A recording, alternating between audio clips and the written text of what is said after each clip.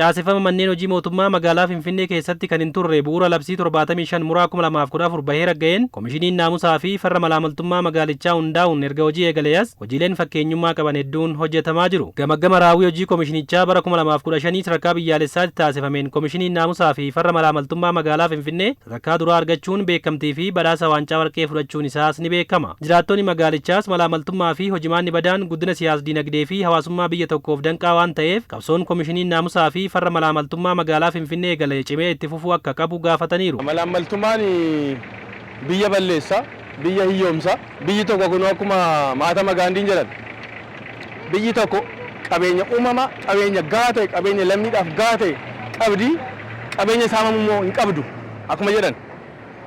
Kanaafiyyuu malaamaltummaan ni balleessa biyya diigaa, lakkoofsa xiqqoodhaan warri ta'an hin badhaadhu, miiliyoonaan immoo uummanni hin hiyyooma jechuudha.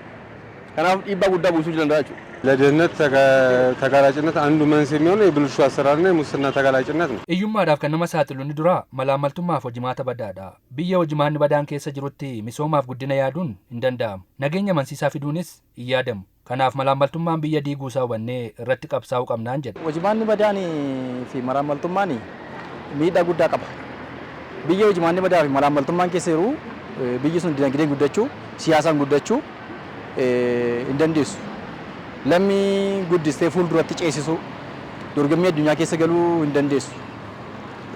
Kanaaf miidhaa guddaa qaba. Beekamtii fi badhaasa komishinichi argatetti gammadoo ta'uu kan himan jiraattonni kunneen komishinichi hawaasa waliin tokkoomuun kanaa ol hojjechuu akka qabu himaniiru. Farra malaamaltummaa magaalaa Finfinnee dhaabbachuun isaa baay'ee namatti tola.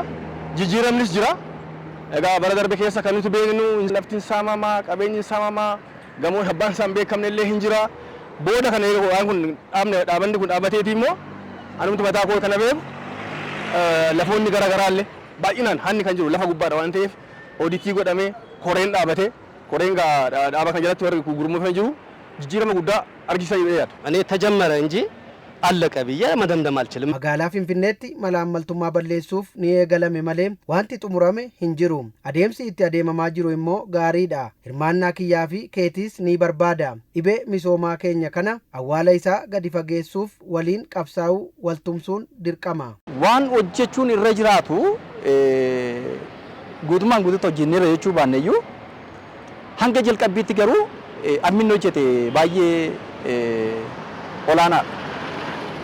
Gara fuulduraatti immoo itti fufee hojjechuudhaaf immoo wal qabannee nus tumsine tumsa uummataaf tumsa keenyaan tumsa anaaf si'iitiin caalaatti bu'a qabeessa ta'a jedheen yaada. Komishinarri itti aanan komishinii naamusaa fi farra malaamaltummaa magaalaa Finfinnee Asaffaa Tolaa akka magaalichaatti hojii qindoominaa kurmaana jalqabaa bara 2016tti hojjetameen maallaqa mootummaa birrii miliyoona 100 fi miliyoona 26 badii irraa baraareerraa jedhan. Kurmaana tokkoffaa kanaaf keessa hojii malaamaltummaa ittisaa saffisaatiin hojjetameen qarshii miliyoona 126 ol ta'u baraaruun danda'amee jira jechuudha. Akka waliigalaatti sochiin kurmaana tokkoffaa kana keessa gochaa jirru sochii abdii namatti toludha. Kana gaafa jennu hojiin dhimma malaamaltummaa irratti hojjechaa jirru quubsadha jechuu keenyaa miti. Sochiin taasisaa jirru abdii namatti tola. Hawaasa wajjin taanee qindoominaan qaamolee dhimmi ilaalu wajjin taanee hojjenne bu'aa gaarii fiduu ni dandeenya jenneeti kan hojjechaa jiru. Ijaarsi komishinichaa kan hin xumuramnee fi adeemsarra kan jiru ta'uu kan himan komishinara Asaffaan dhaloota malaamaltummaa fi hojimaata badaa jibbu uumuuf ammas qindoominni hawaasaa daraan cimuu akka qabu dubbataniiru. Komishinii akka biyyaatti jira wajjin hojii karoora bara 2016tiin osoo hin taane karoora bara 2015tiin madaalamneeti kan tokkoffaa baane geeba warqee arganne malee qabsoon farra malaamaltummaa irratti taasisaa jirru quubsadhaa gama jedhuun qabnu ka'umsi qabnu sochiin qabnu waan abdii namatti toludha.